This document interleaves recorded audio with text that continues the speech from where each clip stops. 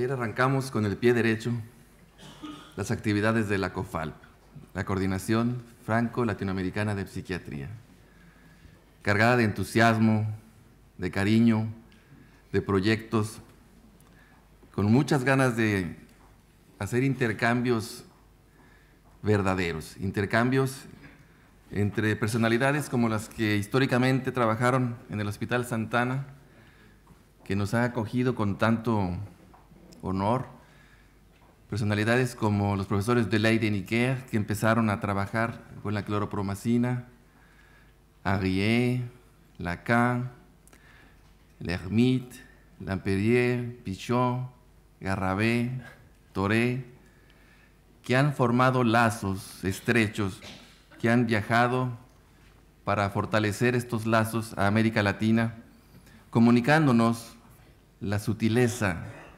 la elegancia de la clínica francesa, que se ve enriquecida por el humanismo de los profesores latinoamericanos que también han tenido altos vuelos, ya sea en Perú, en Venezuela, en México, en Colombia.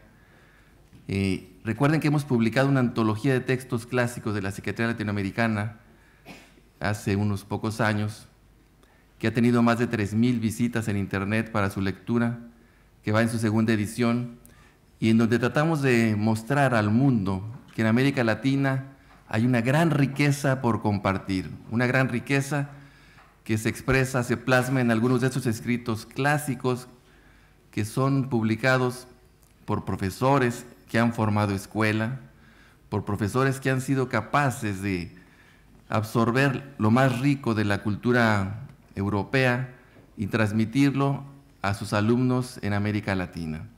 Profesores que a su vez han desarrollado ideas nuevas y las han a su vez traído a Europa.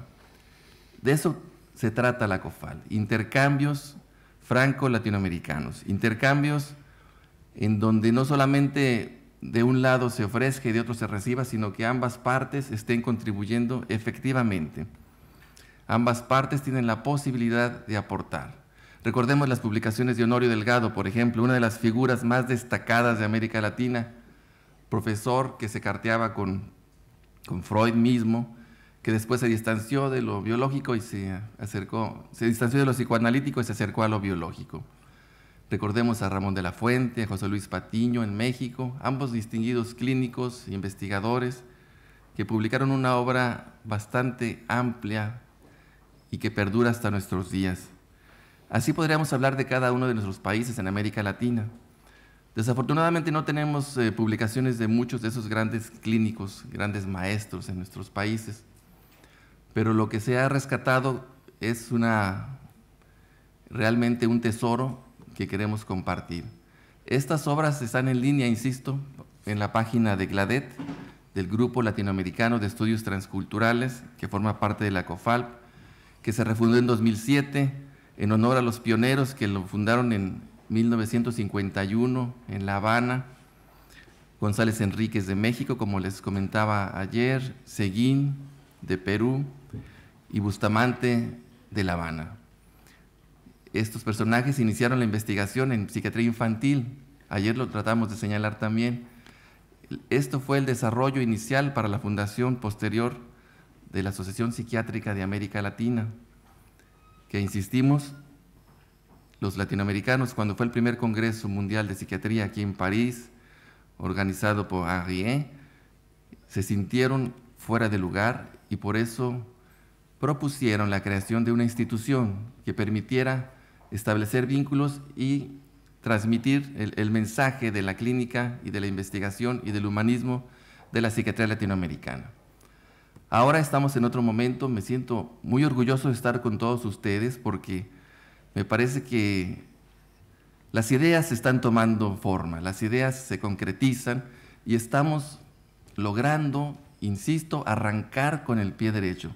Primero en el Hospital Santa Ana y ahora en este bello lugar imponente que nos permite avisorar que aún con pocos recursos económicos, pero con una gran calidad humana de todos los participantes que aquí están, tenemos la esperanza de lograr muchos frutos científicos, humanísticos, académicos para todos los que quieran participar de estas actividades. Quiero agradecer a los organizadores locales por todo el esfuerzo que se han hecho, el tiempo brindado generosamente para poder estar aquí juntos, en especial al doctor Velasco, que ha hecho un trabajo extraordinario.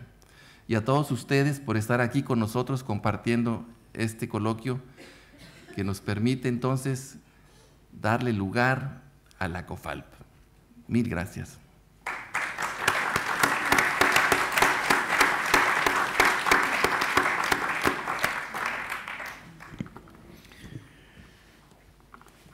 Je suis très heureux de vous souhaiter la bienvenue à mon tour au nom des 7 associations qui constituent la coordination France-Amérique latine de psychiatrie. La COFALP est de création récente. Pour tout dire, le centre hospitalier Sainte-Anne est 150 fois plus âgé qu'elle. C'est pourtant cette petite dernière qui lui proposa, dans la foulée de sa création, et ne doutant de rien, d'organiser un colloque France-Amérique latine pour célébrer l'anniversaire de la vénérable institution. Son projet était clair, renforcer les liens qui unissent collègues et institutions de part et d'autre de l'Atlantique. La direction de l'hôpital Sainte-Anne a adhéré immédiatement au projet et le soutien a été total et constant. Vous le constaterez aisément en voyant le professionnalisme avec lequel a été constitué le dossier qu'on vous a remis à l'entrée. Nous y sommes. Vous savez sous quel intitulé nous sommes réunis, pratique actuelle en psychiatrie, avec la précision suivante, soigner, accompagner, contenir. Nous avons souhaité mettre l'accent sur les pratiques innovantes et nous les avons déclinées dans 3 registres qui dessinent le programme de travail de la journée. C'est ainsi que la matinée sera divisée en 2 séquences, soigner en psychiatrie aujourd'hui, puis l'accompagnement thérapeutique en psychiatrie. Suivra un temps de déjeuner pris sur place. Nous aurons à nouveau 2 séquences au cours de l'après-midi. La première sur le thème crucial de la contention, la seconde qui consistera à entendre une série de témoignages de collègues ayant eu un temps de formation à Sainte-Anne, après lequel ils sont retournés dans leur pays d'origine. Ils auront à cœur de rendre compte des effets de cette formation sur leur pratique ultérieure. Souhaitons que l'avenir de la psychiatrie s'éclaire de nos travaux et que le renforcement des liens qui nous unissent au pays latin nous permette de lutter plus efficacement contre le réductionnisme ambiant qui menace notre discipline. Merci de votre attention.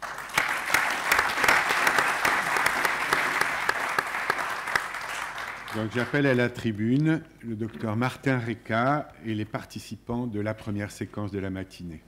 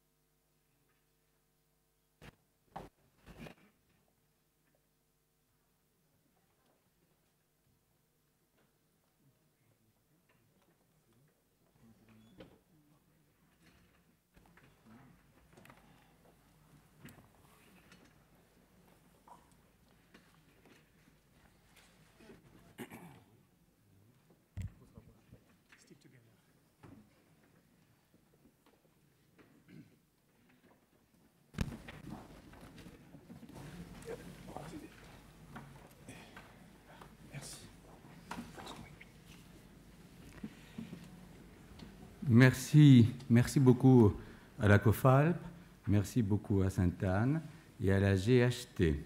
chers collègues latino-américains et français, avec bonheur et au nom de l'Association franco-argentine de psychiatrie et de santé mentale section France, j'ai l'honneur de présider la première table ronde de ce congrès qui traitera du premier volet de la trilogie « Soigner, accompagner, contenir ».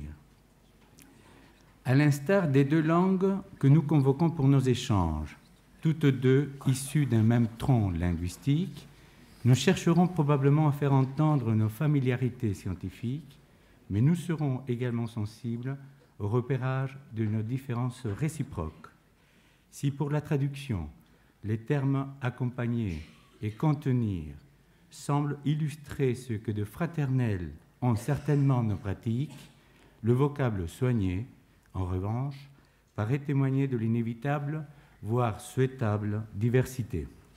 Pour soigner, la traduction retenue fut « curar », qui met indiscutablement l'accent sur les objectifs, les désirs de la guérison, et rappelle la dialectique sans frontières inhérente aux soins psychiatriques entre curable et incurable. Soigner aurait pu être traduit aussi, vous consentirez, par cuidar, cuidar A, cuidar B, qui semble souligner avant tout les moyens humains et instrumentaux devant être mis à disposition pour accomplir notre tâche. Soigner aurait pu également se dire en espagnol tratar, terme qui paraît porter davantage les exigences professionnelles nécessaires en vue de promouvoir les transformations vers un état de santé.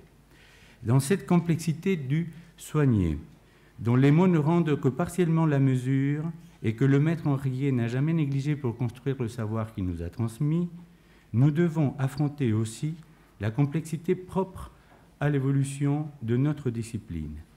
Qui soignons-nous aujourd'hui? De quoi? Comment soignons-nous aujourd'hui? Et pour quel but de santé? Pour cela, nous avons réuni autour de cette table 5 experts des 2 continents pour ouvrir cette formidable réflexion et pondérer, à travers des pratiques et recherches bien actuelles, toute la portée de sa pertinence. Nous allons, je vous propose, suivre ce que le programme laisse penser, c'est-à-dire qu'il y aura d'abord les 3 communications et ensuite la discussion engagée par le Dr Charles Alesra et la salle. Je donne donc avec grand plaisir la parole au Dr Rodrigo Cordobanel de Colombie, président sortant de l'Association des psychiatres d'Amérique latine, APAL, ex-président de l'Association colombienne de psychiatrie, professeur à l'Université del Rosario à Bogota et directeur du Centre de recherche du système nerveux. Son exposé s'intitule « Réflexion sur la psychiatrie actuelle à partir du livre d'Henriet, défense et illustration de la psychiatrie ». Rodrigo, cuando quieras.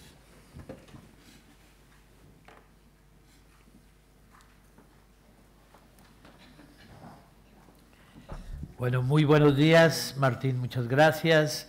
Muchas gracias a los organizadores, me llena de mucha alegría estar aquí en París, estar en un encuentro de tanta intensidad académica y de tantos proyectos y sueños comunes como es este convenio de Francia y América Latina y las particularidades con algunos de nuestros países. Mi reconocimiento a Alberto Velasco por todo el esfuerzo de hacer realidad esta reunión y obviamente a Sergio, a Dominique, Juan Carlos, que han empujado con su fuerza propia este proyecto que se consolida hoy en un evento de estas características.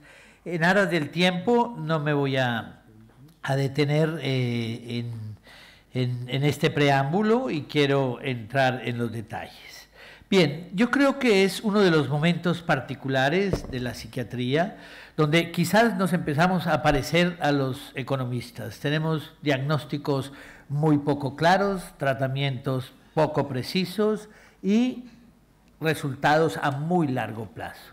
Y en ese sentido, sin duda, creo que bien amerita allí una discusión que es lo que está pasando en nuestro quehacer.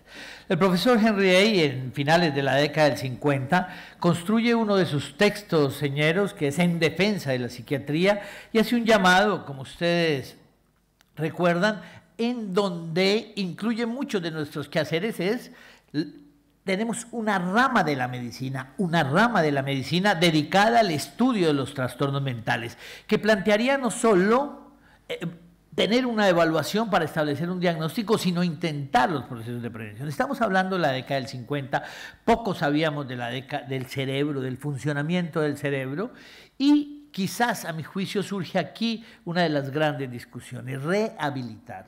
Nosotros estamos, cuando se habla de rehabilitar, estamos restableciendo lo que está dañado. Y quizás en la medida que hemos disminuido la visión estigmática frente a los trastornos mentales, no tendríamos la necesidad de rehabilitar, sino intervenir de manera precoz y de forma adecuada. ¿Qué teníamos en ese entonces? Pues la visión del asilo, el asilo clásico, el asilo tradicional, donde había dos ejercicios antagónicos: toda la fortaleza del pensamiento psicoanalítico, del pensamiento psicodinámico, la obra freudiana y sus sucedáneos, y la aparición en Santana particularmente, Salpêtrière, de los trabajos de clorpromacina del año 52 de Delay y de Necker. Y allí se movían en esa constelación los diagnósticos y los posibles procesos de contención. Sobre ese punto de partida y ubicándonos en el año 2017, se encuentra la psiquiatría actualmente en crisis. Insel, el anterior director del Instituto Nacional de Salud Mental, yo creo que nos ha dado un par de cachetadas cariñosas en la cara frente a la concepción del momento actual. Es real.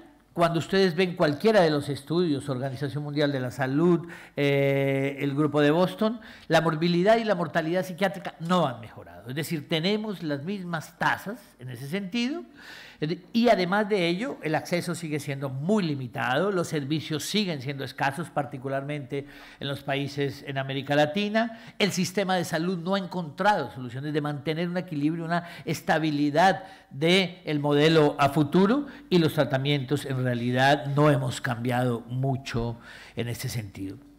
Los medicamentos, hemos multiplicado por 4 el uso de antidepresivos, hemos multiplicado por 3 el uso de antipsicóticos, y no tenemos claramente qué estamos tratando. Estamos paliando síntomas, pero no sabemos qué estamos tratando.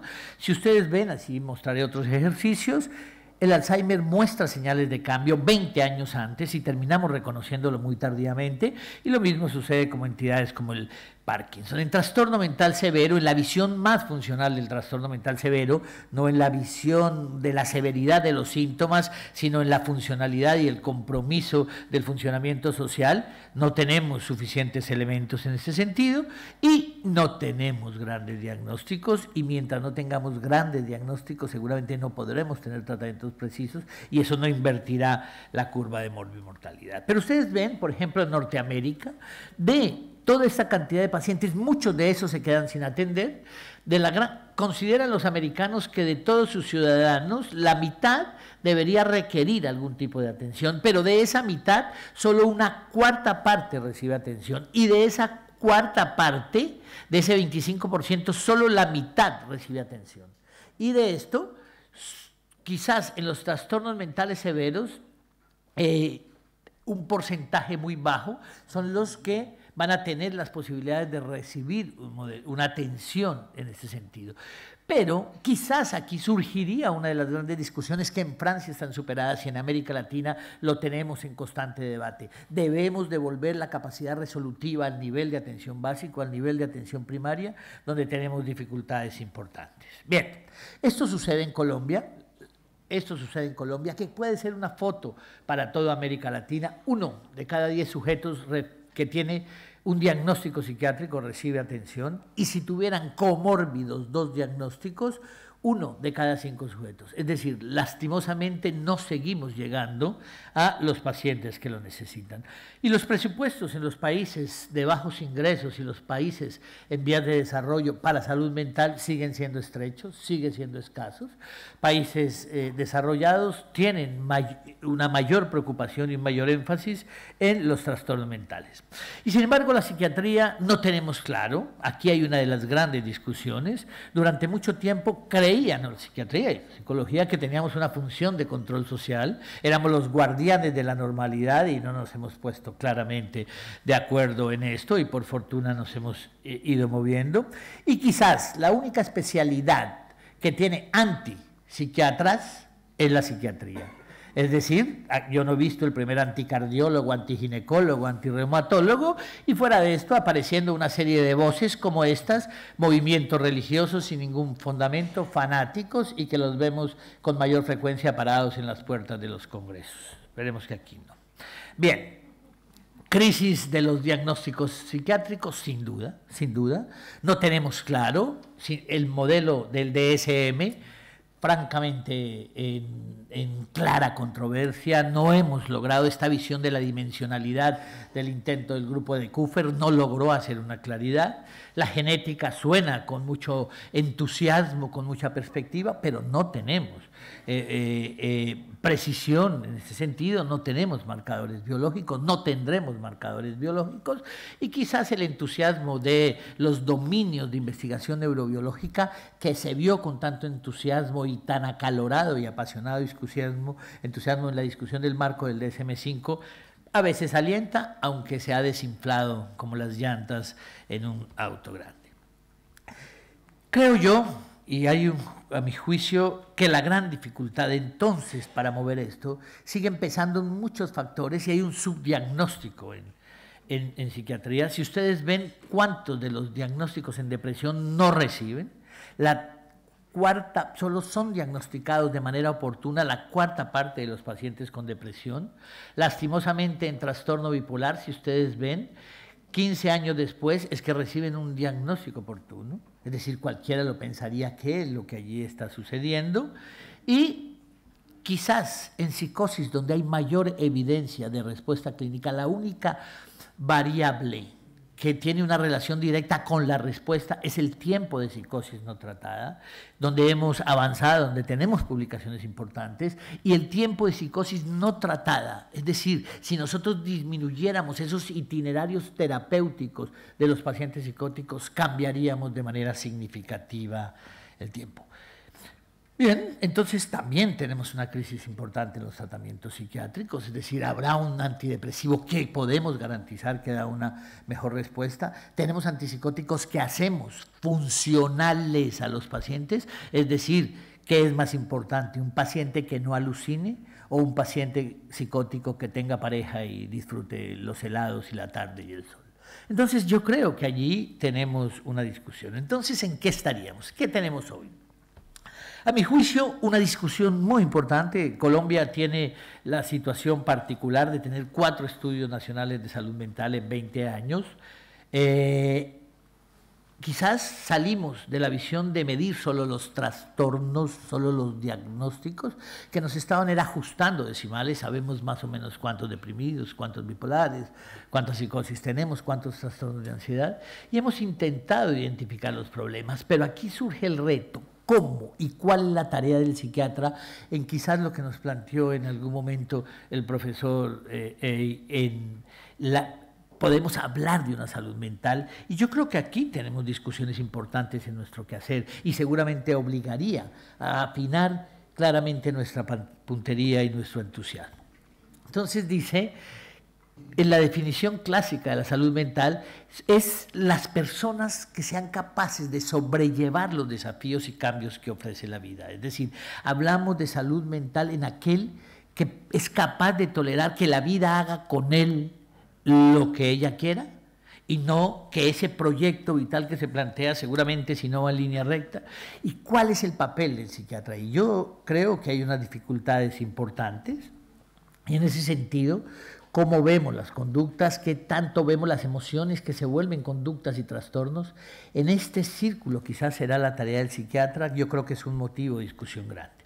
En ese sentido, en esta misma encuesta, nuestra cuarta encuesta, por eso intentamos medir salud mental y medíamos en la particularidad de la visión del sujeto, del individuo, de ese sujeto con sus propias reservas cognitivas, quizás uno de los retos y a mi juicio la herramienta más grande para el futuro de un individuo, y cómo y de qué manera influye en su entorno. Y identificar los factores externos que generan mayor riesgo, mayor noxa, mayor daño en los sujetos, en nosotros pues la particularidad de las violencias, pero en el mundo, de hecho, los trabajos de Van Oss en abuso sexual en niños y esquizofrenia son muy señeros del grupo de Maastricht, y obviamente eventos críticos. ¿Dónde nos colocaríamos? El psiquiatra hoy está a cambio, ha salido mucho del hospital psiquiátrico, generalmente o la mayoría está ubicada en una unidades de salud mental, con sus dos herramientas o sus dos bastones fundamentales, la psicoterapia y los psicofármacos, y la integración, la gran transformación de la psiquiatría es la llegada del psiquiatra al Hospital General, en la psiquiatría de enlace, en la comunidad y los programas de atención e intervención. Pero no solo eso, sino tiene que lidiar con muchos factores, por lo menos en América Latina. Quizás aquí existe una seguridad pública particular, nosotros y en Colombia tenemos un modelo de salud donde influye desde la visión de la relación con el Estado, los modelos allí relacionados con los aseguradores, con las instituciones prestadoras de servicios, la intervención en la comunidad, las relaciones con la empresa privada y obviamente el entorno familiar, que es tan definitivo. Entonces, sin duda, a mi juicio y en el hoy, todavía estamos en el planteamiento del profesor Rey. Necesitamos una comprensión de los trastornos mentales dentro de una influencia que integre, identifique una serie de contingencias naturales que modela sin duda mecanismos cerebrales y situaciones clínicas inherentes al individuo, que son los que van a traer sus características propias del comportamiento. En ese sentido, creo que tenemos una visión de síntomas generales y algunos factores relacionados con el entorno. Veía en el informe de Santana toda la relación con alcohol y sustancias psicoactivas y los eventos traumáticos, que no son problemas psiquiátricos. Pero frente a los diagnósticos, creo que la visión de los criterios de investigación del año 80 es nuestra ancla como elemento clínico, es decir, esa lectura, así sea acotada, de la fenomenología europea, donde tenemos un cambio en el funcionamiento, una presencia de síntomas en una unidad de tiempo y un compromiso de la funcionalidad, y en ese sentido tener la capacidad de intervenir temprano es fundamental, porque quizás solo podemos detener un 30% de los trastornos, pero lo que termina costando a futuro son esa gran cantidad de diagnósticos. Entonces, ¿qué sería ser psiquiatra? Yo creo que el que tiene necesaria y de manera imprescindible la capacidad de escuchar y comunicar, que tiene una atención conteniendo, identificando las diferencias de los pacientes que están ingresados, el que coordina los equipos de salud mental, el que es capaz de ponerle memoria a sus trabajos, el de hacer valer los derechos de los pacientes y el que lidera los servicios. Si ustedes ven esta revisión de los coreanos, yo creo que se parece mucho a lo que hacemos todos. ¿Qué piensan los profesionales? Que es definitivo el respeto por la confidencialidad, hacer un énfasis en la observación, una relación médico-paciente adecuada, y los pacientes creen que es muy importante tener la capacidad no solo de escuchar, sino de comunicar, de indicarle qué es lo que está sucediendo, un respeto por la confidencialidad, y quizás la diferencia grande en está entre la experiencia y esto. ¿Cómo estamos repartidos? Unos en áreas puramente docentes que forman e investigan, otros en el trabajo asistencial, unidades de salud mental y hospital general, y los que están en la comunicación haciendo programas de psicoeducación y programas de intervención en la comunidad. Si ustedes ven, este trabajo publicado en el Journal británico, el papel del psiquiatra para todos los trabajadores, si ustedes ven el trabajador social, el enfermero psiquiátrico, el papel del psiquiatra sigue siendo un papel fundamental en la coordinación de los equipos de salud mental. Bien. Entonces es necesario involucrar los pensamientos, y la psicoterapia, los medicamentos y otras estrategias sociales son definitivos en este proceso. Yo creo que tenemos un nivel de atención básico, unos niveles de intervención secundaria, pero en esta visión del diagnóstico, nosotros creo que el modelo de intervención, los trabajos de de pródromos en psicosis, donde hemos publicado y participado de manera activa, lastimosamente no han cambiado el pronóstico. Pensando en un modelo que promoviera la salud y previniera la enfermedad, le apuntamos a la visión prodromal de la psicosis y 20% de los pacientes hacen primeros episodios. Entonces creemos que en este momento, para no llegar a este tipo de estadios, es necesario intervenir temprano y detectar temprano, intervenir de manera precoz los primeros episodios. Y en ese sentido, definitivamente, suficientes datos, aún en trastornos severos como la esquizofrenia, la visión de un tratamiento integral es la mejor alternativa para el futuro de los pacientes. Obviamente el psiquiatra sería absurdo pensar que solo pudiese hacer el equipo, porque no va a estar en todos los ámbitos y la articulación de un equipo transdisciplinario es la mejor realidad para nuestros pacientes. Creo que hay una pelea perdida, hay una deuda de todos los profesionales de la salud mental con el estigma de los trastornos mentales. Yo creo que los grandes responsables del estigma en los trastornos mentales no son los pacientes, somos nosotros que no hemos sido capaces de dar una respuesta satisfactoria y generar un mecanismo de cambio de este proceso. ¿Bien? Creo que empiezan a aparecer nuevas alternativas, tenemos nuevos enfoques en la psicoterapia, tenemos que tener medidas audaces, novedosas, que le den soluciones a los problemas de los pacientes y no un poco de visiones francamente ortodoxas, esquemáticas, que no ofrezcan transformaciones en los pacientes, sino que defendamos nuestros propios procesos ideológicos. En los tratamientos físicos no hay sustancias nuevas que puedan decir que vamos a tener transformaciones recientes y quizás empiezan a surgir conceptos como la medicina personalizada, que podría ser una expectativa grande. Y en nuestros países estamos viendo y evaluando la manera de llegar a lugares recónditos a partir de todas estas nuevas alternativas de los medios como la telepsiquiatría. En todo modo, estamos todavía en un momento complejo, en un árbol lleno de particularidades y bueno, yo creo que quedamos abiertos para el debate, dándole la gratitud a mi equipo, que mientras yo vengo tan lejos, ellos quedan trabajando allá y son los que me permiten decir estas cosas. Muchas gracias.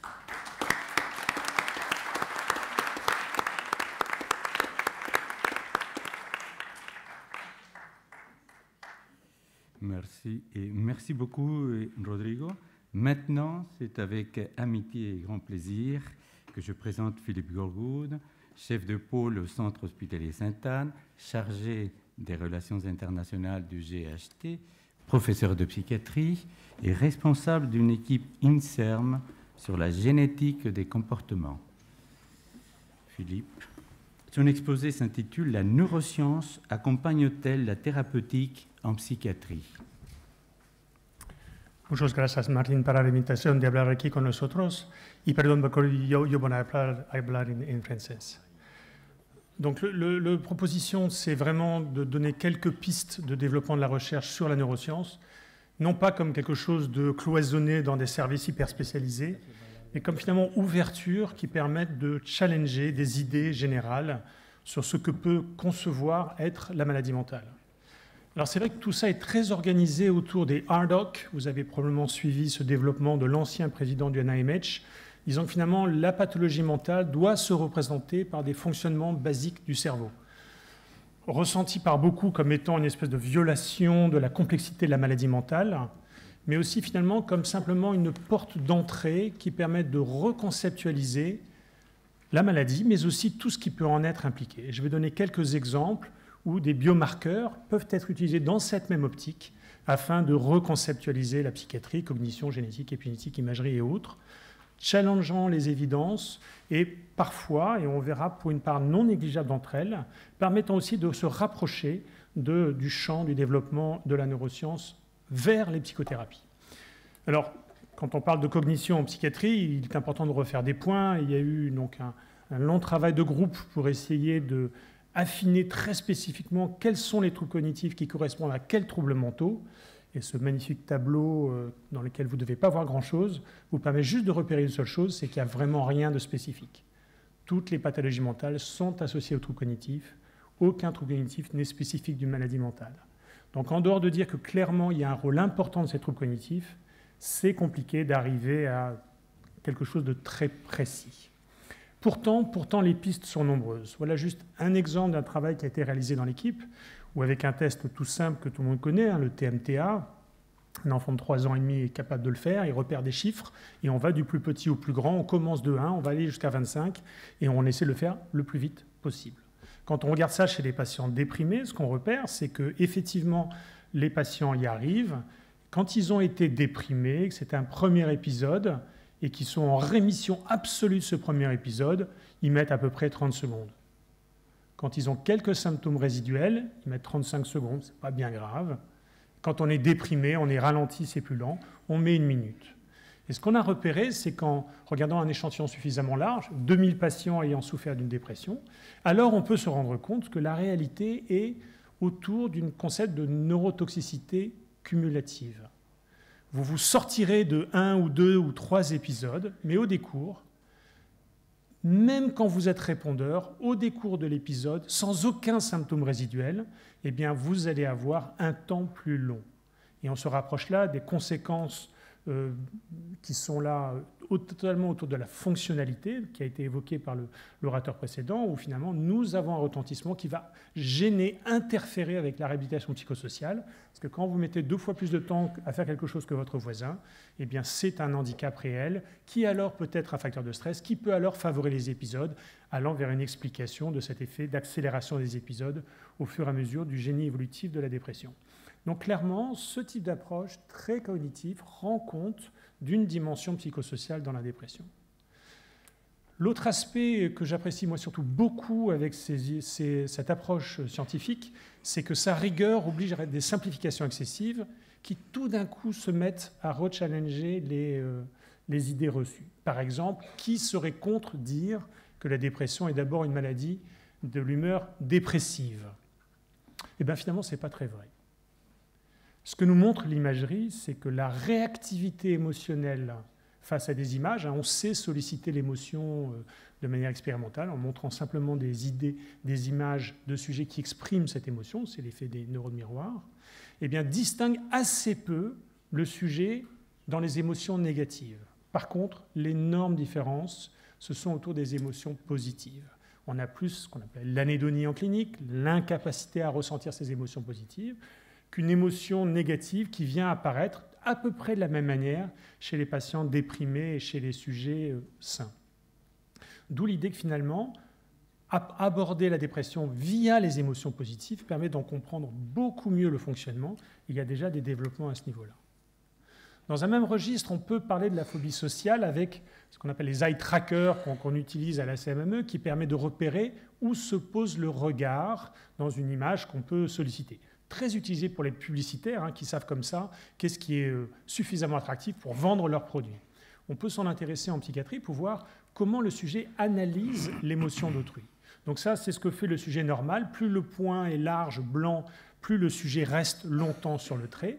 Et en fonction de l'émotion exprimée, vous allez poser votre regard sur les traits les plus saillants de l'émotion qui va vous permettre de reconnaître l'émotion du sujet que vous avez en face de vous.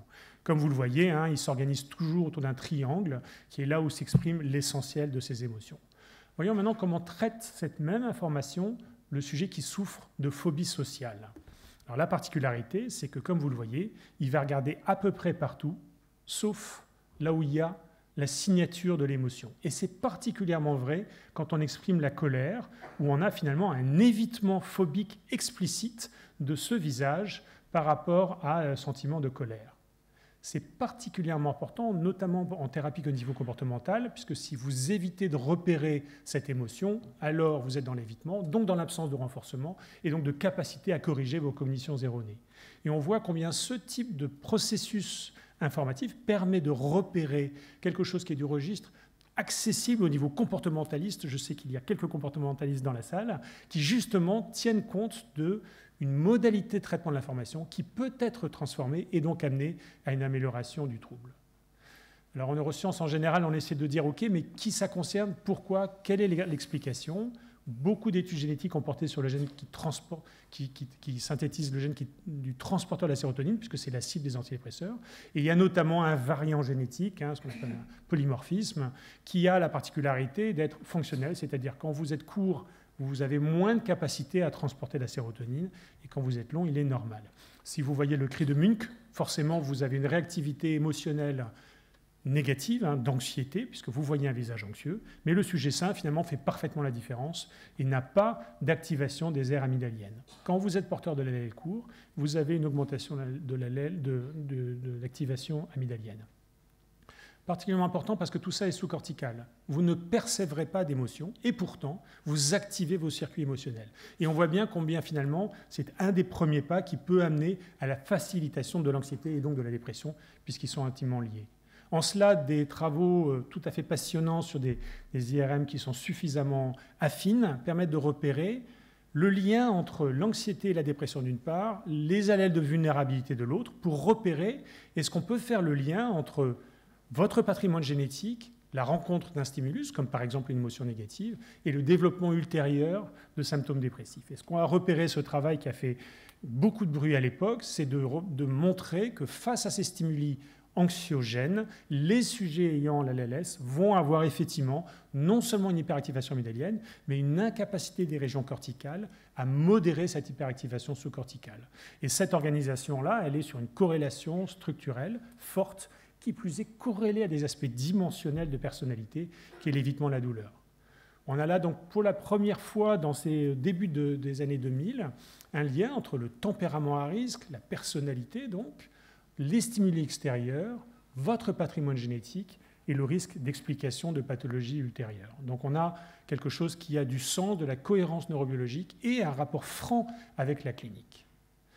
Ces aspects cognitifs, ce ne sont pas que de on veut comprendre l'univers, mais c'est aussi d'essayer de déboucher sur des applications qui servent dans le traitement de la maladie mentale. Je voudrais évoquer là juste les travaux de Catherine Harmer, qui ont fait là aussi beaucoup de bruit, avec cette idée qui est un vrai challenge pour nous, de dire il n'est pas possible que les antidépresseurs mettent 2 semaines à être actifs. C'est parce que simplement, on ne sait pas regarder ces effets. Alors pourtant, en clinique, 2 semaines, clairement, c'est ce qu'il faut pour que les patients s'améliorent. Pourtant, comme vous le savez, l'aspect pharmacologique de l'IRS, c'est à peu près 45 minutes, 1 heure, où vous avez un effet, où vous bloquez le transport de la sérotonine, donc vous avez moins de capacité à la recapter, et donc vous avez une augmentation de la transmission sérotoninergique après cet effet d'IRS, et ça, c'est un effet de quelques heures. Pourquoi donc faut-il attendre 2 semaines avant d'avoir cet effet clinique ? Et l'idée assez géniale de Catherine Harmer, c'est de dire, allons voir dans les activités plus simples, en amont, et donc plutôt au niveau cognitif. Et à nouveau, dans cette reconnaissance, ce paradigme des reconnaissances émotionnelles, ce qui est repéré, c'est que quand vous avez un antidépresseur sérotoninergique, vous allez perdre votre compétence à reconnaître des émotions négatives. C'est toujours intéressant d'ailleurs, parce qu'on a toujours l'impression qu'on se dit qu'on va améliorer certaines fonctions, mais finalement, c'est plutôt l'hypersensibilité à la reconnaissance des émotions négatives qui va être altérée de manière extrêmement rapide, 1 heure après la prise du premier comprimé. Et le même auteur a trouvé cela aussi chez le sujet sain, c'est-à-dire en dehors d'effets de traitement antidépresseur, complètement découplé de l'effet clinique sur la dépression. Et du coup, ce paradigme-là permet de rechallenger l'idée de ce que font les antidépresseurs, non pas de tout d'un coup lever des symptômes qui mettent du temps, mais de modifier les schémas cognitifs qui, eux, par leur répétition, vont amener à un apprentissage. L'apprentissage demande du temps, qui permet alors le retour à un état euthymique. Dans cette même réorganisation des idées rapportées par le fonctionnement de la neuroscience, il y a un sujet qui m'est propre et que je partage avec notre président de CME, c'est-à-dire une grave addiction aux efforts physiques et notamment la course à pied. Eh bien, combien on dit à nos patients, mais allez, il faut vous bouger, allez marcher, c'est très important pour vous que vous vous sentiez bien de faire du sport. C'est ce qu'on dit, les patients ont du mal, surtout quand ils sont déprimés, forcément, ce n'est pas très facile. Donc, très jolie étude espagnole. Vous reconnaissez peut-être là le centre de Barcelone, la magnifique ville, qui reste espagnole, et qui pour le moment a montré un échantillon séparé en 2 groupes. Un groupe où ils ont été se balader dans un parc, accompagnés d'un infirmier, etc., et un groupe où ils ont été marcher en centre-ville. Ce qui est intéressant, c'est qu'ils ont testé le niveau émotionnel des sujets avant la marche, ainsi que quelques fonctions cognitives toutes simples, qui est la mémoire à différer, le N-2 bac. Quand les sujets reviennent de leur marche, après 3/4 d'heure de marche, ou active, une vraie marche, les sujets qui ont été en centre-ville ont plutôt aggravé leurs émotions et a plutôt aggravé leur fonction cognitive, et ceux qui ont marché dans le joli parc Güell de Barcelone ont amélioré leur fonction cognitive et amélioré leurs émotions positives. Et donc on voit finalement combien ce type d'approche peut être intéressant. Pourquoi je parle là de neurosciences? Tout simplement parce que l'effort physique, la première chose qu'il relance, c'est le BDNF, c'est-à-dire un facteur neurotrophique. Ce facteur neurotrophique, on sait qu'il est très impliqué dans la réponse aux antidépresseurs. On sait aussi que là aussi, il y a un variant, et qui pour nous en génétique est très important, parce que c'est un variant fonctionnel. Quand vous l'avez, vous n'avez pas la même fonction du gène. Ce n'est pas le plus fréquent. Le BDNF et le 5-HTT, c'est les deux sur lesquels on travaille le plus pour cette raison-là. Or, chez le sujet sain, quand vous avez l'allèle MET du BDNF, vous avez effectivement moins de capacité à ramifier, à faire développer vos neurones et donc à organiser des réseaux. Et quand vous avez l'allèle VAL, vous avez un fonctionnement normal. Donc vous avez moins de compétences à gérer ce type de stress. Or, l'épigénétique a été une petite révolution un peu plus récente, là c'est plutôt depuis une dizaine d'années maximum, et donc forcément avec des résultats encore balbutiants, mais qui sont tout à fait intéressants, puisque finalement on se rend compte que les sujets qui sont porteurs de l'LMET ont plus de chances de réponse aux antidépresseurs, et que cela va avec le fait qu'ils ont plus de score de concentration du BDNF et donc plus de capacité à relancer la neuroplasticité. On se rapproche là de marqueurs qui permettraient de percevoir les bénéfices attendus de cet effet. C'est d'autant plus important pour nous en psychiatrie parce que l'épigénétique permet de faire une belle interface entre le fait que nous avons un capital génétique qui fait que nous ne sommes pas tous égaux par rapport au risque, mais que ce capital-là, il se rencontre à une vie, une expérience, des événements de vie qui vont alors, chez certains, provoquer des phénomènes de dépression ou d'autres troubles et de maladies mentales. Les travaux de l'équipe canadienne ont montré que finalement, le risque suicidaire est beaucoup plus fréquent lorsqu'on a des variations épigénétiques du sérin, qui est un des gènes qui code pour un des acteurs essentiels de gestion de l'axe du stress, l'axe HPA, hypothalamo-cortico-surrénalien, et qui permet finalement cette réduction du cortisol face à un effet majeur du stress. C'est d'autant plus important que dans cet échantillon, c'est sur des cerveaux humains, c'est sur du tissu, et bien l'excès de cette méthylation se repère chez les sujets qui sont décédés par suicide par rapport aux autres cerveaux, montrant combien on est clairement dans une notion d'imputabilité beaucoup plus importante par rapport aux études plus précédentes. Je vais terminer ma communication sur combien ces approches neuroscientifiques peuvent aider à l'approche psychothérapeutique en psychiatrie, puisqu'on a longtemps été dans une opposition tout à fait réductrice et stupide entre les psychothérapies d'une part et la neuroscience de l'autre. Dans cette activité-là, c'est une très très jolie étude. Ce qui est montré, c'est comment vous réagissez quand on pointe un revolver sur vous. J'imagine que vous n'avez pas tous bondi au plafond en voyant le revolver en haut à gauche, pour une bonne raison, c'est que c'est une image, c'est une photo, et donc il n'y a pas de raison que ça vous angoisse particulièrement. Par contre, votre cerveau, il a réagi exactement de la même manière. C'est normal, c'est une information, on la traite, et le traitement est automatique, subliminal, vous ne le percevez pas, mais vous activez les réseaux exactement les mêmes que si vous aviez quelqu'un, alors que vous allez faire vos courses, et qui pointe un revolver sur vous. Donc le réflexe va être systématique sur tout le monde, ça s'appelle les instincts de survie. Vous allez activer votre amygdale. L'amygdale est là uniquement pour activer des réseaux de manière très précoce, pour justement commencer à bondir pour éviter de marcher sur un serpent, avant de vous dire « Tiens, cette forme, elle est un peu bizarre, je suis dans la forêt, peut-être que ça pourrait être un serpent. » Et là, bien entendu, vous êtes déjà mordu et mort. Donc l'amygdale fait son boulot, bravo pour elle. Et puis après, les auteurs ont eu l'intelligence de leur demander d'expliciter qu'est-ce qu'ils venaient de voir. C'est une photo d'un revolver pointé sur moi, et je suis dans un laboratoire de recherche. Quand vous activez cela, comme vous le voyez dans la partie à droite du schéma, eh bien vous voyez que vous allez activer le singulaire antérieur, cette discordance entre l'observation et la représentation qu'elle est. Vous avez activé aussi le préfrontal, et notamment dans la région ventrale, l'aire de Broca parce que vous parlez. Mais la particularité de ce que vous envoyez, c'est qu'en activant ces aires corticales périphériques tardives, vous éteignez l'amygdale.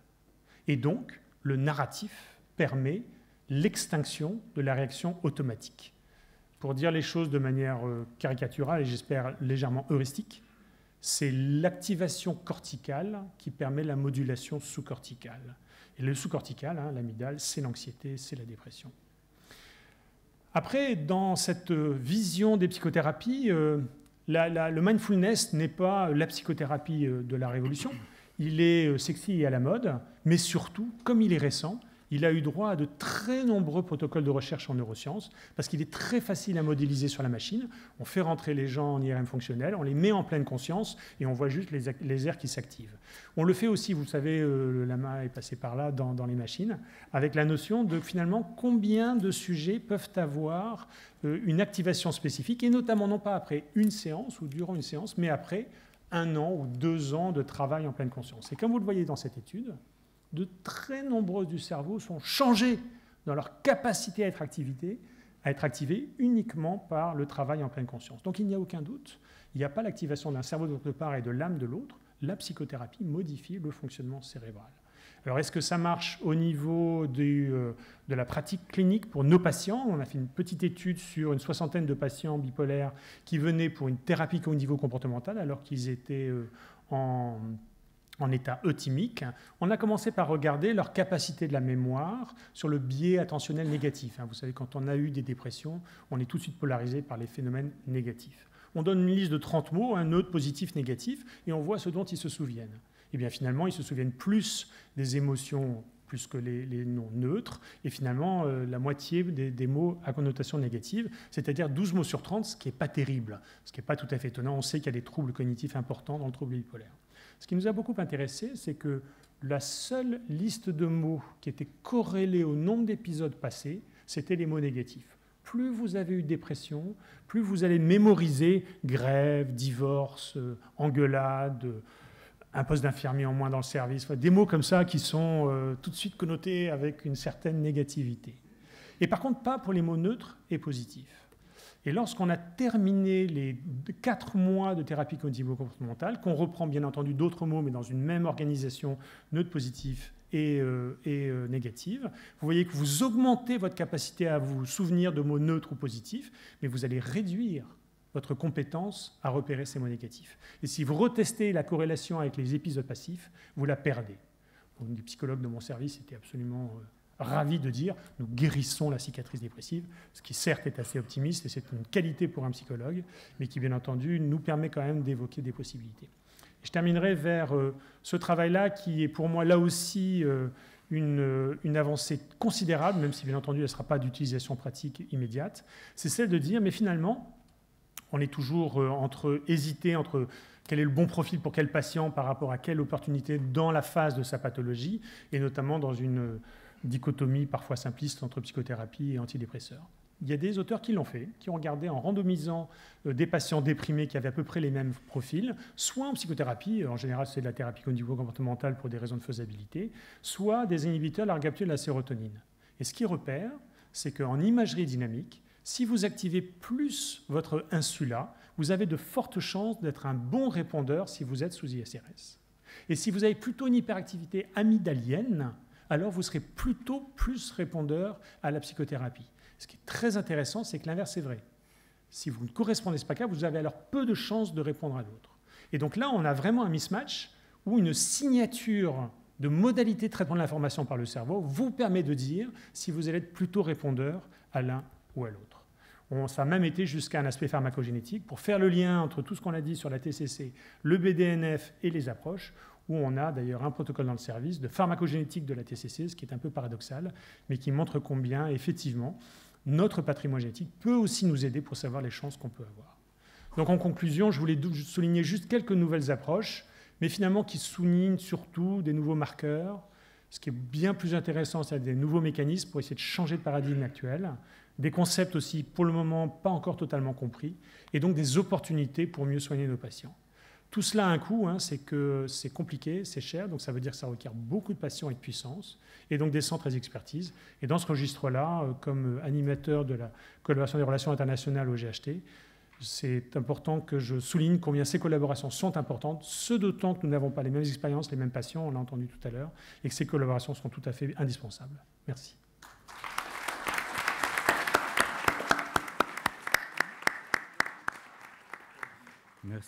Merci Philippe.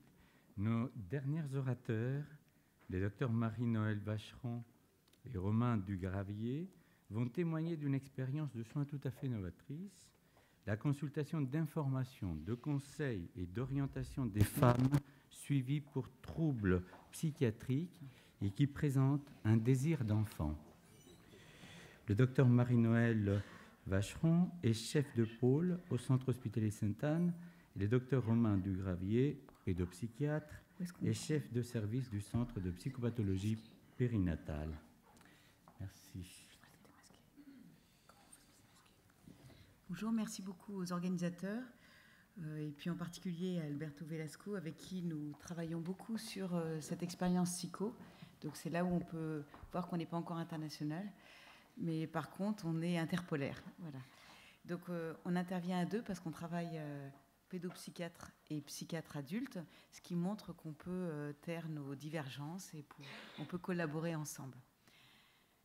Donc cette expérience, elle est issue d'observations cliniques dans la mesure où on était confronté à beaucoup de femmes malades mentales qui étaient enceintes et qui nous arrivaient dans les services dans des conditions difficiles, très délirantes, et pour lesquelles souvent donc, se posait la question du devenir de l'enfant et du devenir de la relation mère-enfant. Et c'est ainsi qu'on a essayé de créer une intervention clinique qui était l'expérience psycho avec les pédopsychiatres du pôle. Au départ, donc, c'était de notre pôle du 14e arrondissement et que nous avons poursuivi donc, avec le secteur de Jean-Luc Marcel et avec Alberto et son équipe.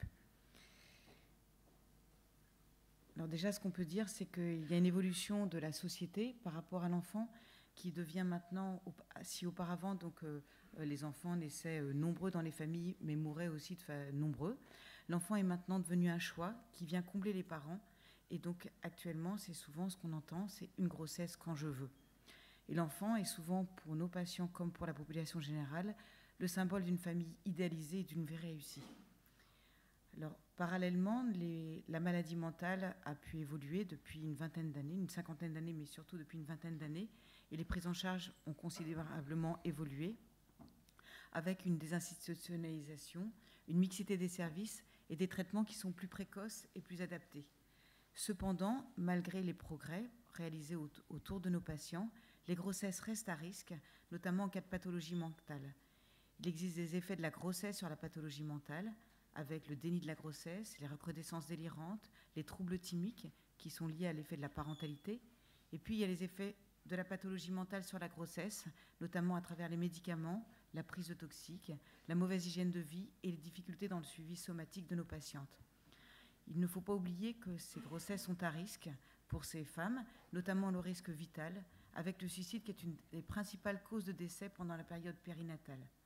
Et le risque, heureusement rare pour l'enfant, qui est un risque d'infanticide. Quoi qu'il en soit, cette parentalité, elle est plus complexe et elle nécessite souvent un accompagnement. Donc, ce qu'on voulait mettre en avant aussi, c'est que les femmes qui ont des troubles psychiques ont, comme en population générale, des désirs de concevoir des enfants et de pouvoir s'occuper de leurs enfants, mais que par contre, les conditions dans lesquelles ces grossesses peuvent être menées sont parfois extrêmement vulnérabilisantes, avec des femmes qui sont souvent dans des conduites à risque et qui sont plus exposées aux violences conjugales. Donc tout ce qu'on connaît en clinique, c'est souvent des femmes qui arrivent dans des conditions assez précaires et des grossesses parfois pas désirées, pas préparées, et plus d'interruptions de grossesse. On sait que c'est aussi des femmes qui accumulent des facteurs de risque de vulnérabilité psychosociale, avec des femmes souvent isolées, et ou alors dans des relations extrêmement compliquées avec leurs conjoints. À cela s'associe la précarité sociale et l'isolement. Donc une population très particulière, très vulnérable, et dont on néglige souvent la vulnérabilité. Ce qu'on sait aussi, c'est que les femmes qui ont des troubles psychiques, les conséquences peuvent être délétères pour elles, pour leurs enfants, et aussi pour leur entourage et leur couple. Pour elles, on vient de le dire, avec des grossesses moins planifiées, moins prévues, plus de complications obstétricales, une plus grande fréquence de la prématurité. Et aussi pour l'enfant, on sait que les différents troubles psychiques, que ce soit les dépressions périnatales, les pathologies plus sévères, ont des conséquences à très court terme, on l'a évoqué, le risque d'infanticide, mais des conséquences aussi à moyen terme et à long terme, avec ce qu'on connaît des troubles de l'attachement, des risques de négligence, de maltraitance. Et on sait aussi que ça favorise des séparations précoces bien plus fréquentes. Enfin, pour la famille, les conflits, comme évoqué, les risques de séparation et de précarisation. Alors, ce qu'on a pu observer, c'est que les grossesses sont plus fréquentes chez nos patientes, donc, alors qu'elles sont en train de diminuer en population générale. Donc on n'a pas beaucoup de chiffres en France car on ne fait pas beaucoup d'études. Par contre, en Grande-Bretagne, 63% des patientes psychotiques sont mères et en Australie, 56%.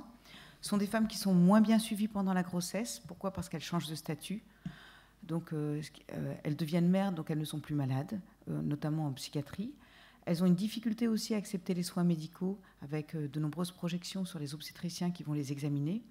Elles ont souvent un projet en décalage avec la réalité, avec notamment le désir de réparer quelque chose d'ancien. Et souvent, donc, elles vont arrêter les traitements, parfois avec l'aide de leur psychiatre, ou alors toutes seules pour ne pas être toxiques pour leurs enfants. Ce qu'on peut observer aussi, c'est qu'on a une difficile coordination autour de ces patientes, avec le sentiment que chacun a du mal à rester dans son rôle face à ces situations anxiogènes. Et on a souvent des interventions fragmentées, dispersées, peu concertées, qui sont source d'insatisfaction pour tous et qui sont le reflet de la désorganisation des familles qui sont en extrême difficulté. On a aussi souvent une grande fréquence des placements des enfants de nos patients. Et ainsi, donc en Grande-Bretagne, 70% des mères avec une schizophrénie n'ont pas la garde de leurs enfants.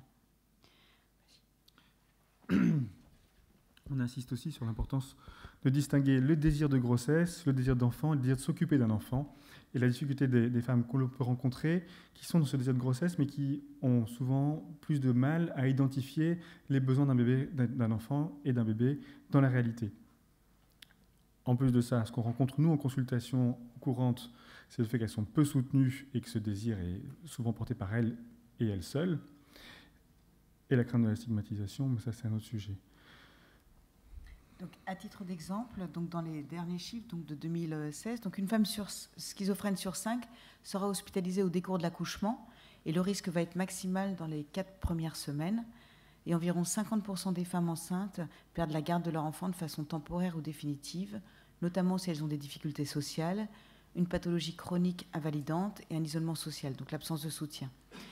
Les femmes qui ont un trouble dépressif majeur ou un trouble bipolaire vont présenter un risque beaucoup plus important encore d'être hospitalisées en psychiatrie par rapport aux femmes sans pathologie psychiatrique, et notamment dans les 30 premiers jours qui suivent un accouchement.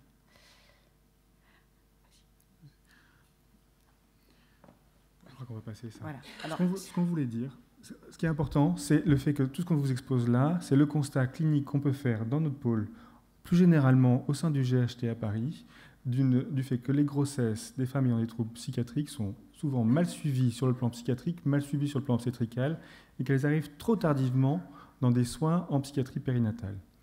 De là, on a essayé de réfléchir à comment construire un dispositif qui permettrait de surmonter ces difficultés, de mieux anticiper, de mieux prévenir et de mieux organiser le réseau de soins. C'est ce qu'on va vous montrer maintenant. On va passer tout ça. d'accord.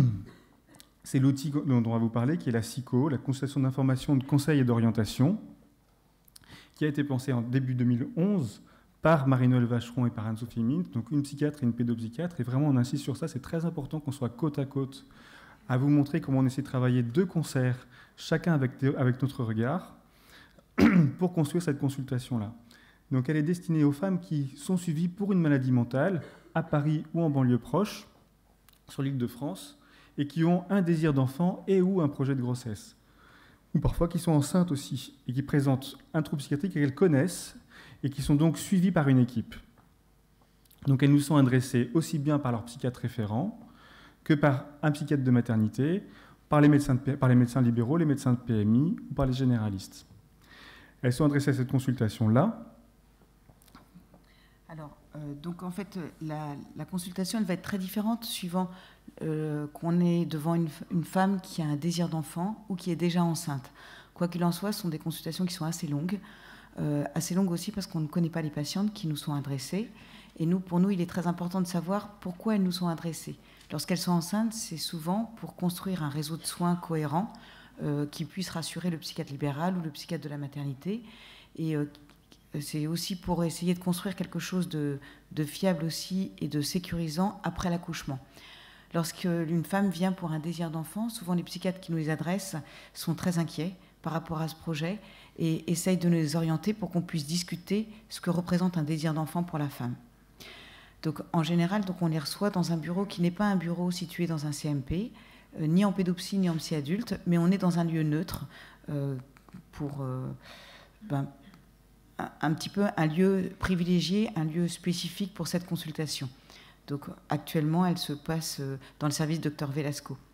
Donc ce qui se passe, c'est qu'on va proposer une seule consultation, ou quelquefois 2 ou 3, en fonction de ce que l'on peut observer donc, chez cette femme, et souvent donc, chez son conjoint, car la femme vient avec son conjoint le plus souvent possible. Lorsque la femme vient seule, on demande à la voir systématiquement à nouveau avec le conjoint. Pourquoi ? Parce que le projet d'enfant, c'est un projet en général à 2. Ce qui se passe aussi, c'est quand une femme a un désir d'enfant, elle va venir pour discuter de ce désir d'enfant, on va sentir que c'est un petit peu prématuré, un petit peu désadapté, et en fait, on va lui proposer de la revoir quelques mois après pour savoir où en est ce désir. Donc ça permet quelquefois de différer un projet qui ne nous semble pas adéquat avec ce que présente la patiente. Lorsque la femme est enceinte, on demande également à la revoir en cours de grossesse et après l'accouchement pour voir qu'est-ce qu'on peut mettre en place comme réseau de soins étayant et rassurant pour elle. On réévalue les dossiers tous les 2-3 mois environ, tous ensemble. Pourquoi ? Parce qu'on est confronté à des situations qui sont un petit peu difficiles, où on a besoin d'être à plusieurs pour réfléchir à une situation complexe. En général, on ne voit pas beaucoup de patientes simples, très bien stabilisées, avec un traitement minime. On voit souvent des patientes compliquées qui posent des problèmes à leur équipe référente. Et c'est ainsi qu'on a besoin, nous, de pouvoir échanger autour de ces situations. Et puis, on essaye de voir un petit peu quel est l'impact de ces consultations chez la femme et chez le médecin adresseur en leur envoyant un questionnaire de satisfaction. Donc, c'est une consultation unique ou répétée de façon simplement 1 ou 2 fois. C'est une consultation de conseil, donc finalement une consultation d'expertise qui vient compléter le suivi déjà existant pour les femmes qui sont reçues. Et le but, c'est d'avoir ce double regard, à la fois un regard de psychiatre et un regard de pédopsychiatre, et de mettre en commun tout ce qu'on peut observer. Je crois que ça a une fonction tierce, ça a une fonction tierce pour les équipes, mais aussi ça nous permet à nous de travailler en comprenant comment chacun peut avoir une perception d'une situation. Ce qu'on essaie d'obtenir, c'est à la fois une évaluation double, mais aussi d'amorcer la possibilité d'une alliance thérapeutique en prépartum avec ces familles et organiser encore une fois le réseau de soins. Le but, c'est de donner les moyens d'une continuité entre tout ce qui peut être envisagé en prénatal et une démarche de soins après l'arrivée du bébé. Alors, qu'est-ce qu'on va évaluer au cours de la consultation psycho ? On va évaluer la pathologie psychiatrique de la mère et ou du père, car souvent, donc, on a des pères qui sont également porteurs d'une pathologie mentale. Donc, on va tracer un petit peu l'histoire psychiatrique avec la femme et souvent donc avec le psychiatre référent. Et donc, on va surtout évaluer la connaissance par la mère de sa pathologie. Pourquoi ? Parce que ça va nous indiquer un petit peu si elle est bien observante avec son traitement, si elle a confiance dans son traitement, dans son équipe référente, et si elle peut aussi savoir demander de l'aide. Et ça, c'est très important pour nous de savoir si une femme peut demander de l'aide lorsqu'elle se sent moins bien. On évalue également les addictions et on évalue le retentissement physique. Et souvent, donc, on a des femmes en surpoids qui arrivent avec ce désir d'enfant. Et c'est très important donc, de leur faire comprendre qu'il va y avoir un souci avec l'aspect physique, en fait. On évalue les ressources de la famille. Souvent, on est confronté à des femmes qui vivent dans des tout petits studios ou dans des chambres donc très petites, et qui ont un projet d'enfant avec un conjoint qui n'habite pas avec elles, qui est souvent sur 2 rues après, ou même donc, dans une autre ville. Et c'est vrai que l'arrivée d'un enfant dans cette situation-là pose des problèmes. Et donc, on réfléchit avec elle et avec le conjoint, quand il est là, sur la façon au mieux d'accueillir l'enfant. On évalue le réseau social et puis on regarde un petit peu comment on peut prévoir l'organisation de soins après la naissance. Souvent, les femmes nous demandent quel est le risque génétique de leur pathologie. Donc c'est vrai qu'on reste assez large en fait par rapport à ce risque génétique. Et souvent aussi, elles viennent pour demander le risque tératogène de leur traitement. Donc ce sont les 2 risques qui vont ouvrir la consultation et souvent, très rapidement, on peut voir qu'on va être amené à discuter de beaucoup d'autres choses, notamment du lien de la future mère ou de la mère potentielle avec ses propres parents, ou avec son conjoint et avec les enfants en général. On évalue le désir de grossesse et du désir d'enfant, sachant qu'un désir de grossesse n'est pas vraiment un désir d'enfant. Souvent, donc, les femmes veulent vérifier le bon fonctionnement de leur corps, mais ont très peur de devenir mère. On évalue donc les antécédents d'avortement, les antécédents de grossesse, s'il y a d'autres enfants, si elles les élèvent elles-mêmes. On évalue aussi si elles prennent actuellement une contraception. Et puis, on essaye d'évaluer l'histoire de la grossesse dans le couple, l'histoire de cette grossesse potentielle dans le couple, et on évalue les représentations des besoins d'un nouveau-né, d'un jeune enfant, donc par la mère.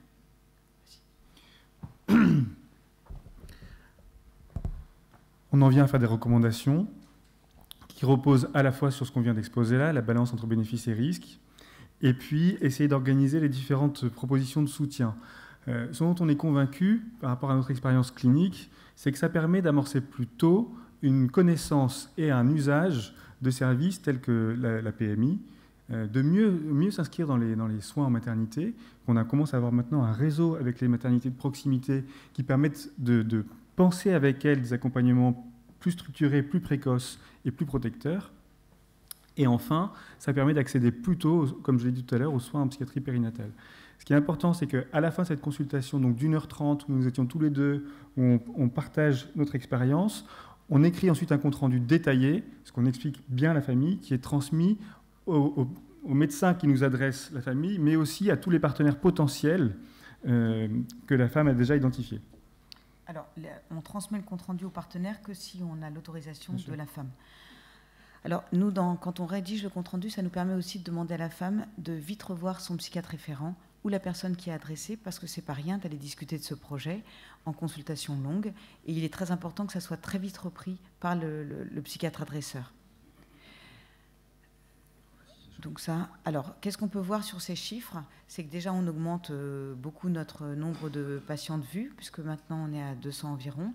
On voit surtout des femmes qui ont un désir de grossesse, et donc on peut voir en clinique à quel point donc, ces femmes peuvent poser des problèmes au psychiatre référent, et peu qui sont déjà enceintes, et surtout des pathologies lourdes telles que la schizophrénie, les troubles schizoaffectifs et les troubles bipolaires.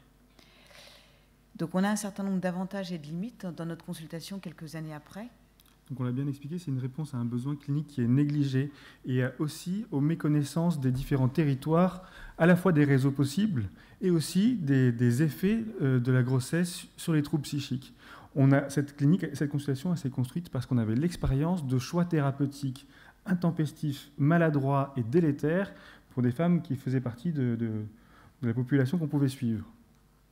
Encore une fois, en fonction de l'évaluation, ça permet de mettre en place un réseau de soins transdisciplinaire, s'assurer de la prise en charge somatique de ces grossesses et favoriser la continuité. Bon, tout ça, on l'a dit. Et puis, ça permet aussi de créer une pratique partagée, peut-être pas commune, mais partagée entre les psychiatres et pédopsychiatres d'un même territoire. On est plusieurs, on est 4 psychiatres, 5 pédopsychiatres. Ces consultations sont alternées et nous permettent à chaque fois de découvrir la pratique de l'autre et de construire ce réseau avec nos partenaires que sont les maternités et la PMI. Alors, il y a des limites dans cette consultation. C'est déjà quand les femmes nous sont adressées sans suivi psychiatrique, donc vers qui les réorienter. Donc c'est à nous de construire à ce moment-là la possibilité qu'elles soient suivies en psychiatrie. C'est très compliqué. Lorsqu'elles nous sont orientées par une région ou un territoire éloigné, mal connu par nos services, donc comment construire ce réseau de soins lorsqu'on ne connaît pas les partenaires. On ne suit pas ces patientes et souvent elles nous sont adressées pour qu'on puisse les suivre pendant la grossesse et on n'a pas les moyens. Donc c'est une consultation à moyens constants, donc on a une disponibilité limitée, parce que ça vient en plus de tout ce qu'on fait. Et puis on n'a pas encore vraiment d'analyse d'impact sur le devenir des enfants à long terme, l'attente des parents et l'attente des professionnels. Alors pour conclure, en fait, donc ce qu'il faut qu'on puisse dire, c'est que le projet d'enfant, donc ça fait de plus en plus partie du projet de vie des patientes psychiatriques. Et donc parfois, cette grossesse est accidentelle et elle va poser d'autres problèmes éthiques. Et là, il va falloir traiter d'abord, avant de réfléchir avec la femme sur ses choix, ses désirs par rapport à cette grossesse annoncée.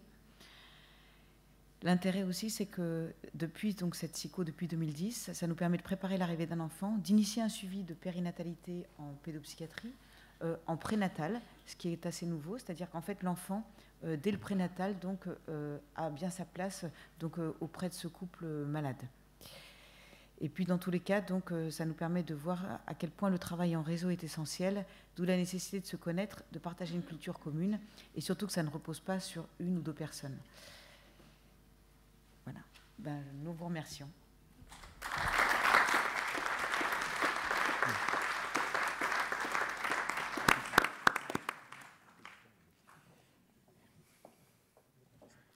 Merci beaucoup pour cet exposé à deux voix. Nous sommes aussi très heureux de la participation à cette table du docteur Charles Alezra, qui vient aussi, lui, de très loin. pour ouvrir et engager la discussion à partir des trois exposés. Charles Alesra est président d'honneur de l'Association nationale des psychiatres, président des commissions médicales d'établissements hospitaliers, CME, est actuellement impliqué dans les services et établissements à caractère social et médico-social. Il est aussi secrétaire de l'Association pour la Fondation Henriet. Charles, à toi la parole. Merci Martine. Peut-être avant de lancer la discussion, puisque nous sommes dans une salle où un certain nombre de réunions professionnelles ont eu lieu, et au ministère de la Santé, je voulais saluer la mémoire d'un grand psychiatre public qui nous a quittés il y a quelques jours. Alors, c'est une triste loi des séries, puisque tout à l'heure Jean-Luc Chassagnol évoquait un autre décès. Mais dans ces lieux ont été organisées les premières réunions de la conférence des présidents de CME, qui a été mise en place par Michel Horatius. Et Michel Horatius nous a quittés il y a quelques jours seulement. Et donc je voulais saluer vraiment une grande figure de la psychiatrie française pour avoir su développer une psychiatrie publique ouverte et sur une base mariant les données psychanalytiques à des données sociologiques, psychologiques, anthropologiques. Voilà, donc un grand psychiatre, et c'était aussi un ami, je tenais à le saluer aujourd'hui. Cette discussion est formidablement intéressante à lancer, parce que nous avons eu là trois exposés qui illustrent à la fois la complexité et l'aspect formidablement intéressant de notre discipline. Rodrigo Cordobanel a démarré son intervention à partir du dernier ouvrage d'Henriet, Naissance et illustration de la psychiatrie, Défense et illustration de la psychiatrie. Et il a évoqué un certain nombre de questions, me semble-t-il, fondamentales. Au départ, celle du diagnostic, mais en ouvrant très vite sur des questions quant aux réponses ensuite que nous proposons. Il a posé la question du contrôle éventuel de certains symptômes. Est-ce qu'on doit effectivement contrôler systématiquement toutes les hallucinations ? Et ça doit nous inciter à réfléchir sur un certain nombre de pratiques historiques. Lorsque j'ai commencé mon activité dans les hôpitaux, il était de bon ton d'essayer de contrôler totalement une symptomatologie hallucinatoire, y compris avec des doses extrêmement importantes de neuroleptiques. Et puis on s'est rendu compte, pas tout de suite d'ailleurs, mais on s'est rendu compte petit à petit que parfois la qualité de vie était sensiblement meilleure avec moins de contrôle médicamenteux, un autre type d'accompagnement et moins d'effets secondaires du traitement. Et puis avec le recul, on s'est rendu compte que parfois les effets secondaires étaient plus difficiles à vivre pour certains patients que la pathologie elle-même. Et donc, le fait de découvrir petit à petit, et là on voit bien que la psychiatrie, comme toutes les disciplines médicales, reste un chemin qu'on construit au fur et à mesure. Rodrigo Cordobanel a aussi évoqué la question de la communication. Alors cette question de la communication, elle est là aussi extrêmement importante, et il me semble intéressant de la situer à différents niveaux. Il y a la communication avec les patients et avec leur entourage. Et de ce point de vue, nous avons mis longtemps avant d'ouvrir cette voie. Et tout à l'heure, Claude Finkelstein me rappelait que c'était justement Michel Horatius qui avait été un des premiers à inviter les associations d'usagers, entre guillemets, de la psychiatrie à venir partager une tribune sur un colloque. Hein. Aujourd'hui, ça paraît d'une banalité extrême. C'était une forme de révolution dans les années 90. Cette communication avec les patients, il me semble qu'elle a fait de sensibles progrès. Restent d'autres formes de communication à l'intérieur même de notre corps professionnel, à l'intérieur même de nos équipes. Et là, on peut imaginer que, certes, des progrès ont été accomplis, mais que pas mal de choses restent encore à faire. Il y a un troisième niveau en termes de communication, qui est celui vis-à-vis du grand public. Et là, je pense que c'est un constat assez triste, parce qu'il me semble que nous savons faire pas mal de choses, mais nous avons beaucoup de difficultés à le faire savoir. Et de ce point de vue, je pense que nous avons encore beaucoup de progrès à accomplir, et que dans le grand public, un certain nombre de représentations négatives restent en vigueur, peut-être parce que nous ne savons pas assez expliquer ce que nous faisons et de quoi nous parlons. Donc, beaucoup de choses, et peut-être qu'au niveau de la discussion avec la salle, nous aurons là des interventions sur ce thème. Alors, Philippe Gorwood, son intervention a été absolument extraordinaire, magistrale, mais illustrant que ça ne rimait pas à grand-chose de vouloir opposer neurosciences et psychothérapie ou accompagnement thérapeutique. Et pour faire le lien avec Henri Hey, c'est une position qu'Henri Hey a toujours défendue, totalement. À la fois, il arrivait, alors c'était sans doute une autre époque où les connaissances scientifiques étaient moins vastes, mais où il a toujours essayé de faire le lien entre une approche scientifique, on pourrait dire neuroscientifique pour son temps, et une approche très largement ouverte sur la psychologie en général et sur la psychanalyse, même si lui-même n'était pas psychanalyste. Et on voit bien que là aussi, hein, ce que Philippe Gorwood nous a présenté ouvre des pistes, non pas pour opposer, hein, mais peut-être pour construire et pour mieux construire des réponses et un type d'accompagnement où on croit un peu mieux savoir ce que nous faisons et sur quel ressort nous appuyons les réponses que nous proposons. Formidable aussi d'apprendre, hein, que la parole peut éteindre, entre guillemets, l'amygdale. Hein. Alors ça, voilà, c'est des choses qui permettent effectivement de faire le lien. Et puis alors, Marie-Noëlle, merci vraiment pour cette présentation. Hein. C'est un vrai bonheur de voir tout ce qui existe encore comme faculté d'innovation. Hein. Vraiment, c'est une consultation exemplaire que tu as organisée avec ton collègue,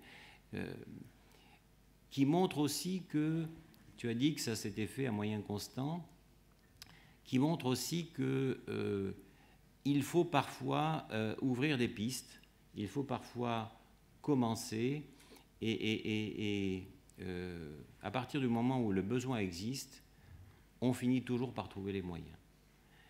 Ceci étant, c'est parce qu'il faut rester optimiste, il me semble aussi que ce ne sont pas toujours les services les plus riches qui sont les plus innovants et qui montrent forcément des voies les plus novatrices. En tout cas, ces trois interventions me paraissaient extraordinairement complémentaires et je suppose, donc merci hein, aux trois intervenants. Merci aussi de cette référence à Henri Hey, hein, que certains d'entre nous s'obstinent à rappeler hein, pour la figure qu'il a été, parce qu'il a aussi beaucoup travaillé à Sainte-Anne et parce qu'il a formé des générations de psychiatres sur une base justement remarquablement large. Donc je pense qu'on peut peut-être lancer la discussion dans la salle parce que nous avons un temps limité. Merci beaucoup. Nous avons une dizaine de minutes. Alors qu'il passe le... Ah, merci.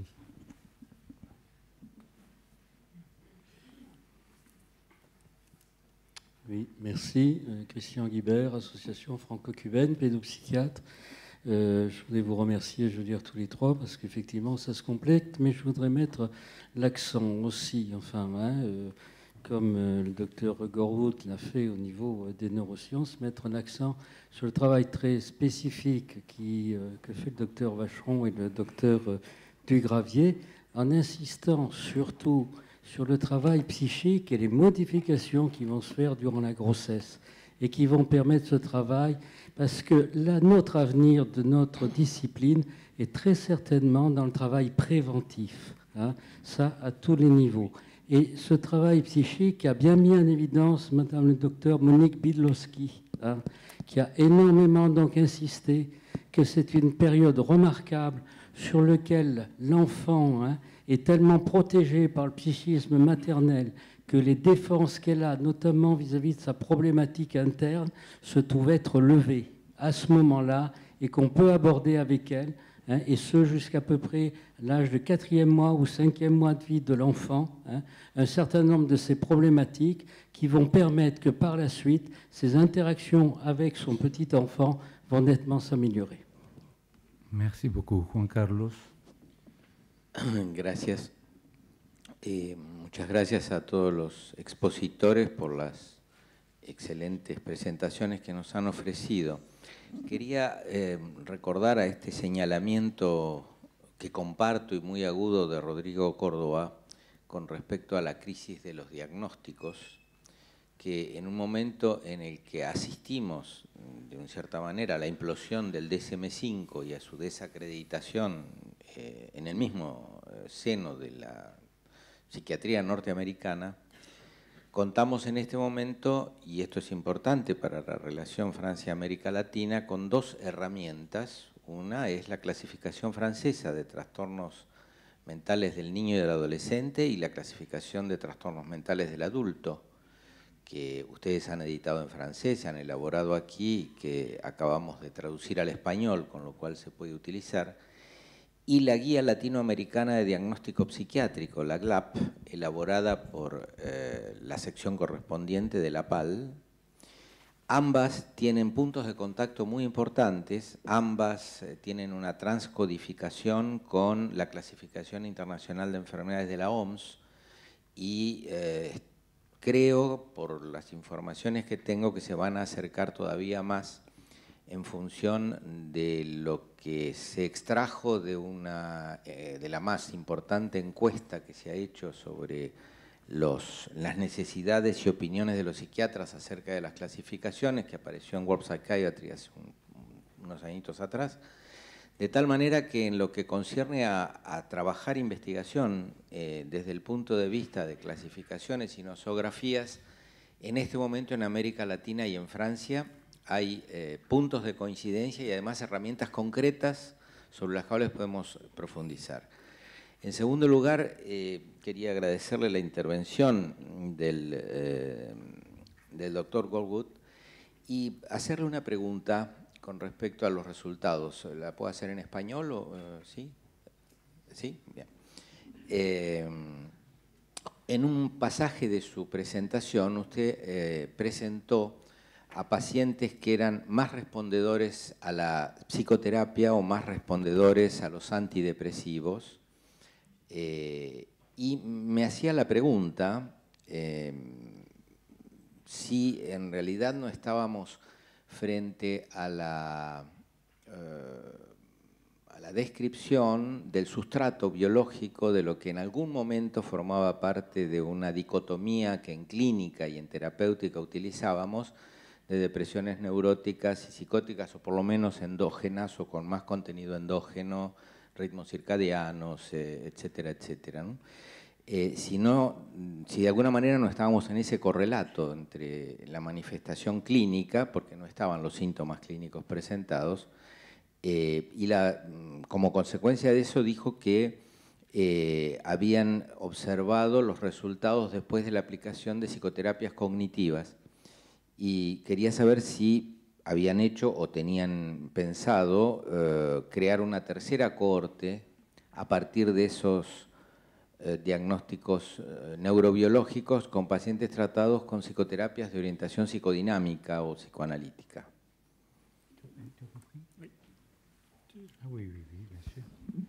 Merci pour la question. Si vous le voulez bien, je vais répondre en français. Je suis plus à l'aise avec la langue de Molière. Ce sont des questions effectivement extrêmement importantes. Et la première, je rejoins tout à fait votre avis sur le fait de cette dichotomie et notamment ces recherches de facteurs neurobiologiques qui préviennent l'efficacité spécifique ne reflètent pas tellement la réalité, notamment dans le service où nous avons une suspicion spécifique sur les troubles de l'humeur. En général, on donne des antidépresseurs et on traite surtout les symptômes résiduels par une psychothérapie associée. Donc, on ne le fait pas l'un ou l'autre, on fait surtout l'un puis l'autre, et notamment souvent en association, qui d'ailleurs a démontré leur efficacité dans les méta-analyses, où faire les deux approches ensemble est plus efficace que d'en avoir une de manière spécifique. Donc oui, clairement, la réalité clinique n'est pas aussi dichotomisée que dans ces travaux de recherche. Sur le deuxième aspect, sur quels sont les mécanismes qui sont potentiellement impliqués, c'est vrai qu'on est organisé sur ceux finalement qu'on a accessibles. Donc on a beaucoup d'études sur le cortisol et l'axe du stress, notamment HPA.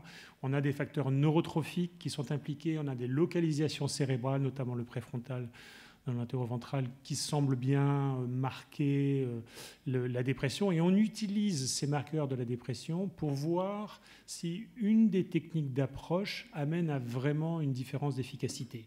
Et honnêtement, il serait vraiment inadapté de dire qu'on a quelque chose qui discrimine de manière franche. Le résultat que j'ai montré là autour de la différence entre insula-amygdale, psychothérapie et SRS est un bon modèle à mon avis, pas tellement de marqueurs neurobiologiques, mais probablement de sous-types cliniques, tempéramentaux, de comorbidités qui alors vont avoir un accès probablement différentiel. Probablement, quand on a une hyperactivation amygdalienne, on est plutôt dans la dimension d'hyper-évitement de la douleur, d'évitement phobique, d'inhibition sociale, d'hyperréactivité émotionnelle, qui sont tout ce qui active l'amygdale. Et dans ces sujets-là, apparemment, les antidépresseurs ont moins d'efficacité, et c'est plutôt l'activation des régions périphériques qui va permettre cette modulation de l'activation amygdalienne. Donc je préfère voir cela, c'est-à-dire finalement de souligner que non pas un marqueur neurobiologique va nous donner la clé d'une approche spécifique, mais qu'il témoigne d'un sous-type, que d'ailleurs cliniquement c'est ce qu'on fait, hein, on s'appuie sur l'ensemble de ces approches, tempéramentale, comorbidité, sous-type clinique, qui probablement rejoignent en partie ces résultats. Merci. Nous avons encore une minute, peut-être un commentaire, une question. Oui. Oui, docteur Jacques Fortineau, groupe international d'études de la parentalité franco-mexicaine, ancien président de la Fédération française de psychiatrie. Je voudrais vraiment remercier les trois rapporteurs pour tout ce qui s'est dit. Je vais essayer d'être assez rapide par rapport à un souvenir qui va vous évoquer l'intérêt de l'unité de la psychiatrie telle qu'elle a été introduite par Henriet. Henriet, et ce qui s'est passé dans le dernier rapport, c'est très important. J'étais à cette époque-là interne à l'hôpital Sainte-Anne et je lisais un texte qui introduisait un futur numéro de la revue dont je m'occupais sur la souffrance des enfants de parents malades mentaux. Une ombre s'approche derrière moi. Fortineau, vous êtes psychiatre, vous vous intéressez aux enfants. Henriet était là. Tout à fait bonhomme, il était de la génération de mes deux parents psychiatres également, et il avait dit avec générosité, il voulait me rattraper pour que je ne tombe pas dans le puits de la psychiatrie de l'enfant. Et quand j'entends ce qui a été dit sur, aussi bien par Philippe Gorwood, que je salue pour l'avoir connu il y a bien des années dans mon service, l'intérêt de l'unité de la psychiatrie et du travail thérapeutique entre psychothérapie et traitement biologique. Merci Philippe d'avoir dit ça. Et je vais terminer bien sûr sur le dernier rapport. Là, c'est vraiment formidable parce qu'on voit l'intérêt de l'unité de la psychiatrie entre psychiatrie de l'enfant et psychiatrie de l'adulte et la prévention. hein, ce domaine de la prévention qui nous anime et qui animait aussi bien sûr Henriet. Merci. Merci à vous. Et avec ces mots, donc, on doit conclure cette première table.